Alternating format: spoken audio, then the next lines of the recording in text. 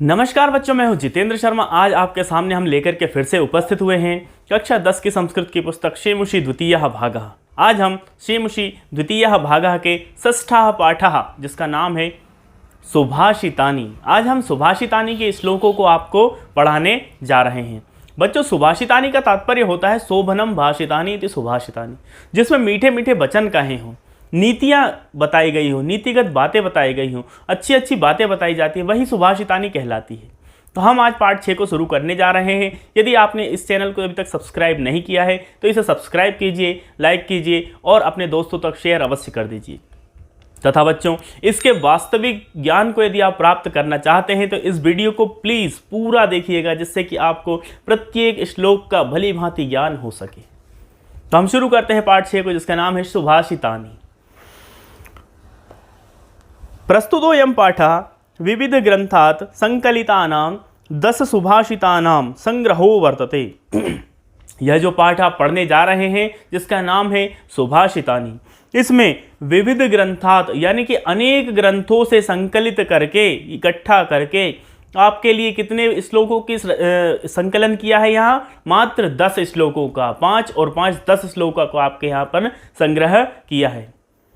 संस्कृत साहित्ये सार्वभौमिकं सत्यं प्रकाशयितुं अर्थगांभीर्ययुतां पद्यमयी प्रेरणात्मिका रचना सुभाषितम इति कथ्यते।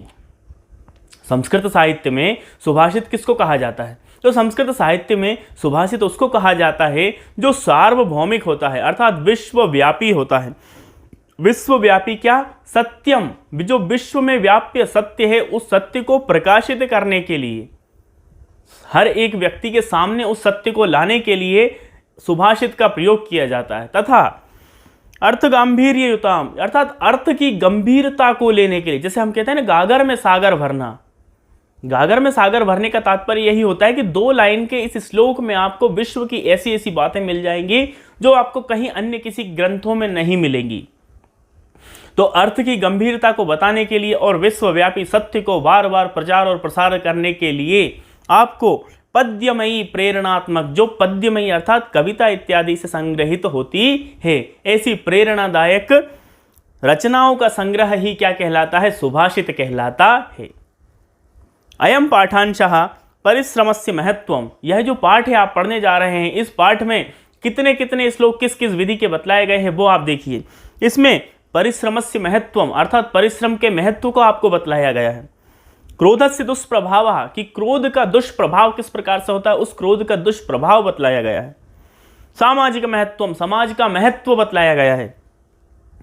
सर्वेषां वस्तूनां उपादेयता, प्रत्येक वस्तु की क्या उपयोग होता है, क्या उसका उपादेयता होती है, वह आपको इस पाठ के माध्यम से, श्लोकों के माध्यम से बतलाया जाएगा।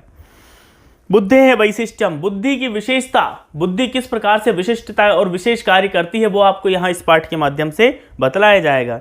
इत्यादीन विषयान प्रकाशयति, इतने सारे विषयों को प्रकाशित करके आपको यहाँ श्लोकों के माध्यम से बहुत अच्छा गूढ़ ज्ञान मिलने वाला है। तो देखिए पहला श्लोक है, आप देख लीजिए। पहला श्लोक है आलस्यम ही मनुष्याणाम शरीरस्थो महान रिपुः, रिपु अर्थात शत्रु।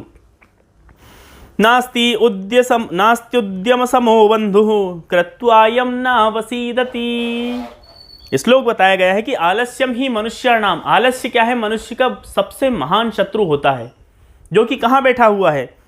शरीरस्थः, शरीर में ही बैठा हुआ है। प्रत्येक व्यक्ति के शरीर में आलस्य बैठता है, और उससे बड़ा कोई शत्रु इस दुनिया में उस व्यक्ति का होता ही नहीं है। तथा नास्ति उद्यम समो बंधु, उद्यम अर्थात होता परिश्रम, मेहनत, की मेहनत के समान व्यक्ति का कोई भी बंधु या मित्र नहीं हो सकता। जिससे कृत्वायम नावसीदति, जिसको करने के बाद, परिश्रम करने के बाद उसे दुख नहीं होता। तो आप ध्यान रखिएगा, श्लोक बड़ा अच्छा है कि आलस्य ही मनुष्य का सबसे बड़ा शत्रु होता है, जो कि उसके हृदय के अंदर, उसके शरीर के अंदर ही निवास करता है। तथा जो श्रम होता है, श्रम भी मनुष्य का सबसे अच्छा मित्र होता है, जो कि उसके अंदर ही, शरीर के अंदर निवास करता है, जिसको करने के बाद व्यक्ति को किसी प्रकार का कोई दुख नहीं होता है। दूसरा श्लोक है, देखिए दूसरा श्लोक भी अच्छा है, बहुत ही सुंदर तरीके से इसको बतलाया गया है। गुणी गुणम वेत्ति न गुणी गुणं वेत्ति न वेत्ति निर्गुणो बली बलं वेत्ति न वेत्ति निर्बलः पिको वसन्तस्य गुणं न वायसः करी च सिंहस्य बलं न मूषकः। बहुत ही अच्छा श्लोक है। इस श्लोक के माध्यम से आपको बतलाया गया है कि गुणी गुणम वेत्ति न वेत्ति निर्गुणः, कि एक सद्गुण वाले व्यक्ति को एक सद्गुणी ही पहचान सकता है, ना कि निर्गुणी। गुणवान व्यक्ति को गुणवान व्यक्ति ही पहचान सकता है, निर्गुण व्यक्ति कभी नहीं पहचान सकता। बली बलम वेत्ति न वेत्ति निर्बलः, बलवान को बलवान ही पहचान सकता है, बलवान के बल को सिर्फ बलवान ही पहचान सकता है, ना कि निर्बलः, निर्बल व्यक्ति कभी बलवान के बल को नहीं पहचान सकता।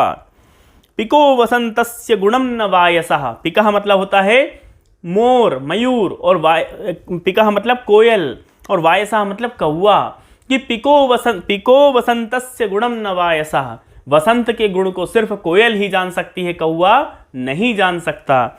और उसी प्रकार करी च सिंहस्य बलम न मूषकः, सिंह के बल को हाथी ही पहचान सकता है। करी अर्थात होता है हाथी, तो करी मतलब हाथी, जो करी होता है हाथी होता है, वही सिंह के बल को पहचान सकता है। मूषक कभी सिंह के बल को नहीं पहचान सकता। तीसरा श्लोक है, देखिए, निमित्तमुद्दिश्य हि यः प्रकोप्यति ध्रुवं सतस्यागमे प्रसीदति अकारणद्वेषि मनस्तु यस्य वै कथं जनस्तं परितोषयिष्यति। निमित्तमुद्दिश्य हि प्रकुप्यति, किसी कारण से यदि कोई व्यक्ति क्रोध करता है, कोई ऐसा व्यक्ति जो किसी कारण से क्रोध करता है, वो क्या होता है, ध्रुवम सतस्यापगमे प्रसीदति, उस कारण के नष्ट हो जाने पर उसका गुस्सा भी शांत हो जाता है और वह प्रसीदति अर्थात प्रसन्न हो जाता है। लेकिन उसका गुस्सा किसी कारण से होना चाहिए। यदि वह अकारण गुस्सा करेगा तो क्या होगा, देखिए आगे बताते हैं।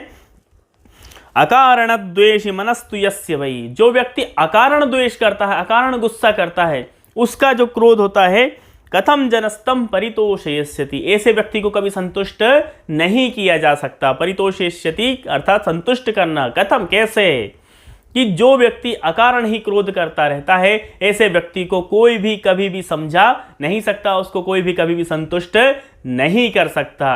लेकिन जो व्यक्ति निमित्तमुद्दिश्य किसी कारण से क्रोध कर रहा है, यदि वह उसका क्रोध, उसका कारण जो है यदि समाप्त हो जाता है, तो वह अकारण ही यदि क्रोध नहीं करता है और किसी कारण से वह क्रोध करता है, तो ऐसे व्यक्ति का जो मन होता है वो तुरंत ही प्रसन्न हो जाता है।